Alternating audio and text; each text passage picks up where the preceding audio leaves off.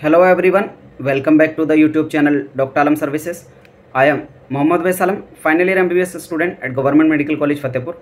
अभी इस वीडियो में बात करने वाला हूं बहुत ही इंपॉर्टेंट और लेटेस्ट इन्फॉर्मेशन के बारे में, जो कि यूपी आयुष काउंसलिंग के अपग्रेडेशन के रूल्स रेगुलेशन से रिलेटेड है। बहुत सारे स्टूडेंट की कमेंट्स, क्वेरीज, मैसेजेस रहे हैं अपग्रेडेशन के प्रोसेस से रिलेटेड, क्योंकि बहुत ज़्यादा कन्फ्यूज़न उनको हो रही है अपग्रेडेशन के रूल्स रेगुलेशंस को लेकर, स्पेशली उन स्टूडेंट को जिन्होंने पिछले साल या उससे पहले साल आयुष काउंसलिंग देख रखी है या उसके रूल्स को पहले वो जानते थे। क्योंकि कई सारे नए चेंजेस इस साल हुए हैं, जैसे इंट्रा अपग्रेडेशन का ऑप्शन पिछले साल रहा था, इस साल नहीं है, और ऑनलाइन आपको अपग्रेडेशन का विलिंगनेस भरना होता था और इस बार ये ऑप्शन भी नहीं है। और कई सारे कॉलेजेस वाले भी जब वो एडमिशन लेने जा रहे हैं तो कॉलेज वाले बोल रहे हैं कि अपग्रेडेशन का ऑप्शन इस साल नहीं है, जबकि ऐसा नहीं है। रूल्स रेगुलेशन के हिसाब से अपग्रेडेशन आप कर सकते हैं, लेकिन कैसे अपग्रेडेशन करेंगे, क्या प्रोसेस है, पिछले साल के कंपैरिजन में इस साल के क्या चेंजेस हैं, सारा डिटेल में डिस्कस करने वाला हूं। जो लोग भी चैनल पर नए हो चैनल को सब्सक्राइब करें, वीडियो को लाइक करें और अपने फ्रेंड्स में ज़रूर शेयर करें। ऑफिशियल वेबसाइट पर अगर आप जाएंगे तो किसी भी ऑप्शन के अंदर ऑनलाइन विलिंगनेस भरने का ऑप्शन नहीं है कि आप अपग्रेडेशन में जाना चाहते हैं और विलिंगनेस भरें, जबकि पिछले साल क्या होता था, यहीं पोर्टल पे आपके पास ऑप्शन आता था ऑनलाइन विलिंगनेस जमा करने का। ऑनलाइन आप विलिंगनेस देते थे कि आप अपग्रेडेशन में जाना चाहते हैं या नहीं। अगर जाना चाहते थे तो आपको जो है अपग्रेडेड सीट में अलॉटमेंट किया जाता था, यानी अपग्रेडेशन आपका किया जाता था, इंट्रा अपग्रेडेशन। अभी मैं थोड़ा डिटेल में बताऊंगा। यहाँ सिर्फ ऑप्शन दिखा रहा हूँ कि यहाँ पर कहीं भी कोई भी ऑप्शन ऑनलाइन अवेलेबल नहीं है जहाँ से आप अपग्रेडेशन कर पाएँ इस साल, जबकि पिछला साल ऐसा ऑप्शन अवेलेबल था। आप ऑनलाइन अपग्रेडेशन के लिए विलिंगनेस भरते थे वेबसाइट पर जाकर, लेकिन इस बार कोई भी ऐसा ऑप्शन नहीं है। क्यों नहीं है और इस साल का जो अपग्रेडेशन का प्रोसेस क्या रहेगा वो मैं आपको बताता हूँ। तो इसको जानने के लिए सबसे पहले जो इस साल का शेड्यूल है वो मैं आपको दिखाता हूँ कि एकदम टिपिकल जो काउंसलिंग का शेड्यूल रहता है वो इस बार का इन्होंने निकाला है। और यहाँ पर इंट्रा अपग्रेडेशन का कोई भी ऑप्शन नहीं है, यानी सारे प्रोसेस जब आपका रहता है, सबसे पहले रजिस्ट्रेशन करना, डॉक्यूमेंट अपलोड करना, रजिस्ट्रेशन के फीस पेमेंट करना, आपके डॉक्यूमेंट का वेरिफिकेशन होना, फिर सारा प्रोसेस जब कंप्लीट हो जाता है तो आपकी मेरिट लिस्ट आना, यानी कौन कौन से कैंडिडेट हैं जो काउंसलिंग के लिए एलिजिबल हैं, किस किसने फीस भरी है, ये सारी इन्फॉर्मेशन। और जब मेरिट लिस्ट आ जाती है उसके बाद आपकी चॉइस फिलिंग होती है। चॉइस फिलिंग के बाद नेक्स्ट स्टेप होता है आपका रिजल्ट आना। रिजल्ट आने के बाद अब एक एक्स्ट्रा स्टेप होता है यूपी आयुष के अंदर कि आपके डॉक्यूमेंट का फिजिकल वेरिफिकेशन नोडल सेंटर पर होना, जो कि लखनऊ के अंदर है। ये भी प्रोसेस पिछले साल की तरह, इसमें कोई चेंज नहीं है। और आप जाकर अपना वेरिफिकेशन कराते हैं, उसके बाद आप अपना अलॉटमेंट लेटर डाउनलोड करते हैं और उसके बाद जाकर आप कॉलेज में, जो भी आपको कॉलेज मिला वहाँ जाकर एडमिशन लेते हैं, जो कि आपकी पूरी प्रक्रिया 9 अक्टूबर 2025 तक चलेगी, यूपी आयुष राउंड 1 की। ये तो पूरा प्रोसेस हो गया और यहाँ पर आकर फर्स्ट राउंड कंप्लीट हो जाता है। लेकिन पिछले साल ऐसा नहीं था। पिछले साल क्या था, इंट्रा अपग्रेडेशन का ऑप्शन था। पिछले साल का एक बार मैं शेड्यूल आपको दिखाता हूँ। तो ये देखो 2024 के राउंड 1 का जो है शेड्यूल मैं आपके सामने खोला हूँ।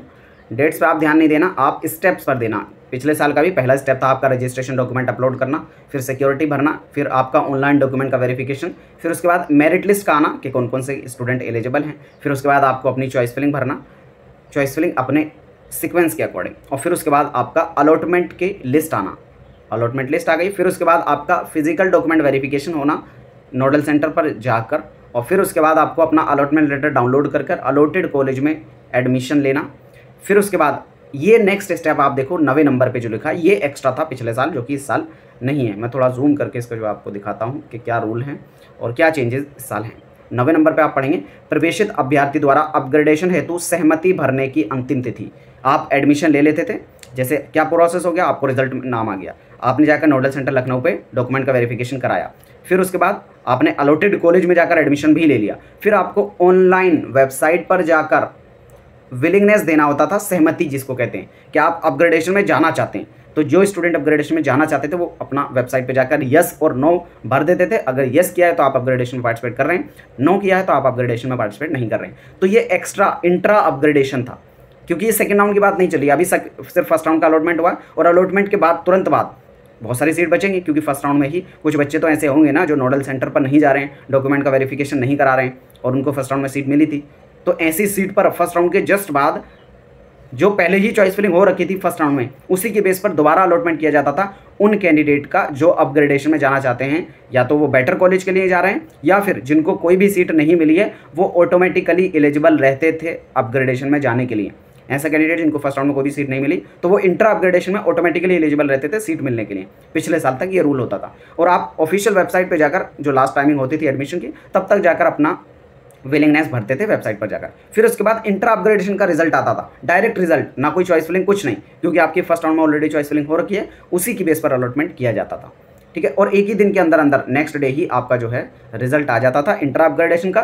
फिर नए कैंडिडेट को जिनको नया कॉलेज मिला है वो अपना डॉक्यूमेंट का वेरिफिकेशन जाकर दोबारा से नोडल सेंटर पर करते थे और फिर जाकर अपना एडमिशन लेते थे। अलॉटमेंट लेटर डाउनलोड करने के बाद तब जाकर ये फर्स्ट राउंड कंप्लीट होता था, जहां पर 2 बार रिजल्ट आ रहा था, एक बार नॉर्मल रिजल्ट और एक बार अपग्रेडेशन का रिजल्ट। लेकिन इस साल कोई भी ऐसी प्रक्रिया नहीं है, ना ही आपको इंटर अपग्रेडेशन का ऑप्शन है, ना ही वेबसाइट पर ऑनलाइन विलिंगनेस भरने का ऑप्शन है, लेकिन उसके बावजूद भी आपके पास अपग्रेडेशन का ऑप्शन है। कौन सा तरीका है? फिर वो होता है जो नॉर्मल टिपिकल आपका अपग्रेडेशन का प्रोसेस है। आई थिंक इस काउंसलिंग को अगर कर रहे हैं तो आपने बाकी काउंसलिंग का प्रोसेस देखा होगा, एमसीसी का देखा होगा, यूपी नीट का, या फिर ऑल इंडिया आयुष का देखा होगा। तो जो प्रोसेस ऑल इंडिया आयुष में या बाकी काउंसलिंग्स के अंदर रहता है ना, बिल्कुल सेम प्रोसेस उन्होंने यहाँ पर यूज़ किया है अपग्रेडेशन के लिए। जो पिछले साल का तरीका था वो नहीं यूज़ किया, वो आप उसको खत्म कर दो। वेबसाइट पे जाकर आपको कुछ भी ऑनलाइन विलिंगनेस नहीं भरना है, इस साल चेंज हो गया रूल। क्या है? इंटर अपग्रेडेशन का ऑप्शन आपके पास नहीं है, डायरेक्ट सेकेंड राउंड में पार्टिसिपेट करेंगे। इसका मतलब क्या होता है? आपको फर्स्ट राउंड में सीट मिली या नहीं मिली, अगर आप सेकेंड राउंड में पार्टिसिपेट करना चाहते हैं तो कर सकते हैं। अब अपग्रेडेशन कैसे होगा? यही अपग्रेडेशन होता है कि आपको कोई कॉलेज मिल गया, आपने उस पर एडमिशन ले लिया, डॉक्यूमेंट का वेरिफिकेशन कराया लखनऊ में जाकर, फिर उसके बाद जो भी कॉलेज मिला था वहाँ पर जाकर आपने एडमिशन ले लिया। अपना अलॉटमेंट लेटर डाउनलोड करने के बाद वहाँ पर फीस सबमिट कर दी, जो आपके डॉक्यूमेंट थे वो सब जमा हो जाएंगे, जहाँ पर भी आपको कॉलेज मिला है वहीं पर एडमिशन के टाइम।